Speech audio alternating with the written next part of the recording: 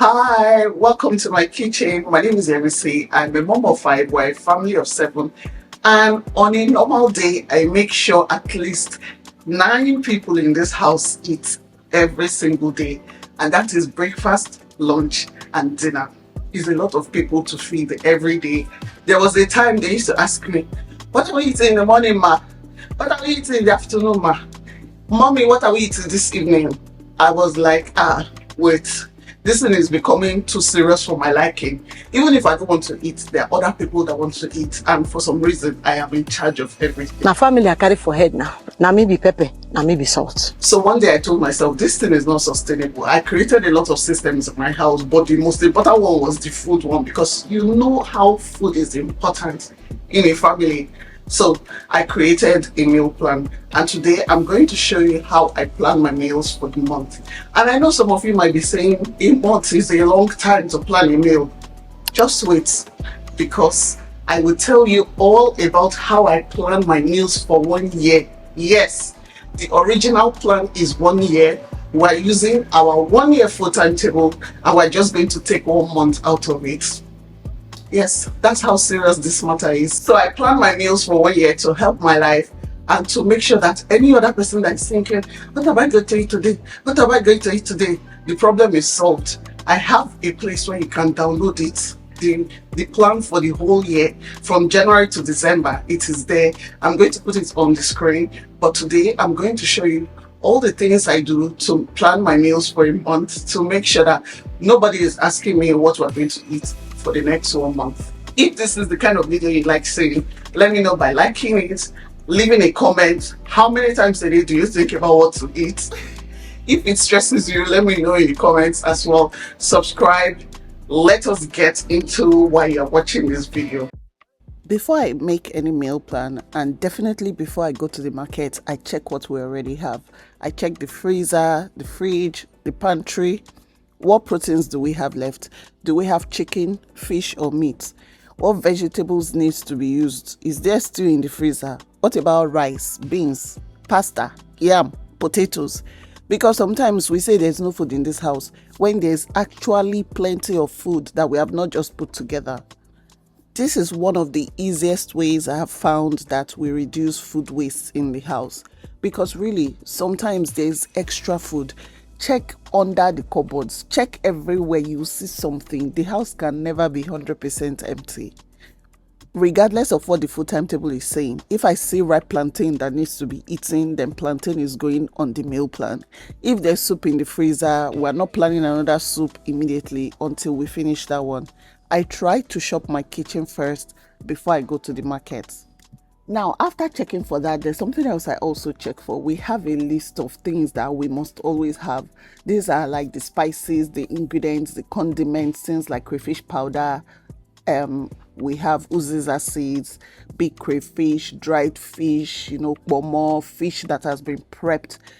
If we don't have any of those, then we are going to check the list and tick all those things that we have. If palm oil is finishing, if vegetable oil is finishing, goat's meat, any of that stuff, iru, basically the things you need for the food to happen. If any of those is finished, then you have to add it to the list. The next step is to make the plan. Once I know what I have, I make my plan. And this is where Nigerian meal plans come in. I created Nigerian meal plans because I realized that one of the biggest problems that we have is not that we don't know how to cook. It is that decision, deciding what to cook every single day. Have you ever thought about how crazy it is? Like, you think about breakfast, you think about lunch, you think about dinner, or more. And then you think about snacks, you think about fruits, you think about lunchbox, you think about everything, and you do that every day. You do that not just every day, you do that for a year, 2 years, 3 years, 4 years, sometimes 50 years or more. You need help. Deciding what to cook every single day is the big problem. On Nigerian meal plans, you can use the meal planning assistant. If you go there, you just say, ask Sissy, what can I cook today? And the Sissy is going to tell you what to cook based on the ingredients that you have at home. So instead of like staring at your empty food timetable or wondering what to cook, if you use the meal planning assistant or Nigerian meal plans, you are going to get help. Make sure you also download the 1 year meal plan. You can adjust it to fit your family. Maybe your family does not like oats, you can change it. Maybe you don't want rice that week, you can change it. Maybe Wednesday is going to be busy for you and you need to make something quick, you can adjust it. This meal plan is supposed to work for your family, so adjust it. There are so many recipes on the website. There are also so many things that can help you on the website. I'll link it in the description box. It is nigerianmealplans.com. Once the meal plan is ready, the next step is to go to the market runs or grocery shopping. And please, if you can do that, don't go grocery shopping when you are hungry. Don't go to the market when you are hungry. I'm telling you from experience, because that is how things that were never on the list, they suddenly start entering your trolley. I am telling you. First of all, I go to the local market. I get everything that I can get from there: garlic, tomatoes, pepper, all that good stuff I get from there. When I don't find it there, then I go to the supermarket for the other items. Sometimes I buy in bulk and other times I do not. I also try not to shop when I'm rushed or distracted. I want to be able to look at my list, compare what I'm buying, and make sensible decisions. These are the things that make you waste your money in the supermarket or in the market. Before I leave my house, I make my list based on the meal plan that we made earlier. If you are doing this part based on vibes, you will waste a lot of money because you buy a lot of ingredients that you are not supposed to buy just based on vibes. And by the time you get home, everything to make a meal is not complete. You have tomatoes, but you don't have onions. You have curry, you don't have thyme. That's how it happens when you don't follow a list. We make the plan so that we have direction, but sometimes we leave enough room for flexibility because this is real life. You will not catch me in the supermarkets going like, oh, what else do we want? What else? If it's not on the list, we're not wanting anything. We go straight in and out sharply. Something I like to do to save myself cost is I compare prices between supermarkets. Let us face it, a lot of them, they are not selling the same price. Do you know that I buy some things from one supermarket and in the next supermarket it is like almost double the price? So me, I know where I go to buy milk, I know where I go to buy sugar, I know where I go to buy vegetables, I know where I go to buy meat. And speaking of meat, I have been preferring buying meat from supermarket lately because they have the scale, they measure it. The weather is so cold, it's rainy. I don't want to go to the market and be haggling for the price of meat and like all that inconvenience. So I prefer to go to a place where they measure the meat and they just give me, and I know the portion I get every time I pay. It's just you pay just a little bit more for convenience, but sometimes the price does not even affect anything because it's almost the same price as the same in the market. For example, I love the variety and I also love the personalized service that I get, so that's why I'm buying meat from supermarket. Now, when it comes to prepping, there are two types that I do. I do ingredient prep and I do bulk prep. So for ingredient prep, when the food comes home, I don't just put away everything. Things like tomatoes, tatashe, sometimes I just wash them and steam them to preserve them, and I put them in the fridge or freezer. I feel like ingredient prep is a game changer for me, and this is the part that I like to outsource because there are some things that need washing. I portion proteins, they clean the fish, they clean the chicken, they sort the vegetables, like things like carrots and green beans and all that. We chop them into different styles that we're going to use for the week, and I outsource this part because it saves me a lot of time. We store everything correctly, and when you're about to cook, if you do ingredient prepping, oh my goodness, you're going to have fresh food every time and you are going to cook really, really fast. Imagine you're trying to make jollof spaghetti. The pepper has been boiled and prepared. The meat has been boiled and fried. Everything is prepared. It's just, you have to mix everything together basically. That's how to eat fresh. I'm giving you my tips, my secrets.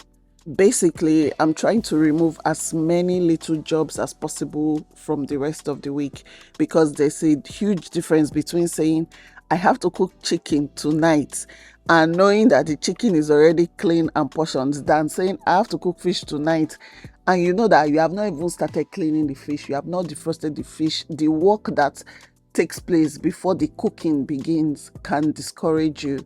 So you are not necessarily making the food ahead when it comes to ingredient prep. You are just making it easier to cook when the time comes. And in those scenarios, those 10 minutes that you save here, 15 minutes that you save, it adds up. It really does. I'm more of an ingredient prep kind of person, but we do things like, let's say, fish, we air fry it down. Some chicken, we fry, we boil, we get the stock, we keep the stock separately, we portion chicken. So let me explain. Ingredient prep is like getting your ingredients ready to cook later, washing, cutting vegetables, blending pepper, pre-boiling, cleaning, seasoning meat, fish, portioning proteins, peeling, chopping, making marinades, making stock, that kind of thing. But bulk prep to me is actually cooking the food in advance. Let's say frying your meat, frying your fish, cooking the whole chicken, making stew, cooking beans, preparing soup, making moi moi, something like that, making yam porridge, like cooking the actual food, right? That is what I classify as bulk prep, and I do both parts. I have to honestly tell you that meal planning and meal prepping has changed my life. And this is why I talk about it all the time. It's one of those things that you have to do for a home to run smoothly. I remember having a conversation online and somebody said, if I don't have kids, I don't need to meal plan, I don't need to meal prep. But at the end of the day, you are stressed because you are thinking about what to eat. You are going to restaurants, you are going to fast food because you cannot figure it out and you cannot sort yourself in a way that you are able to make it work for you. It is a life system. It helps you save time, it helps you save money, and you're not thinking about what to cook all the time. For me, that mental load is gone. There's this chili sauce I've been making lately that my family loves.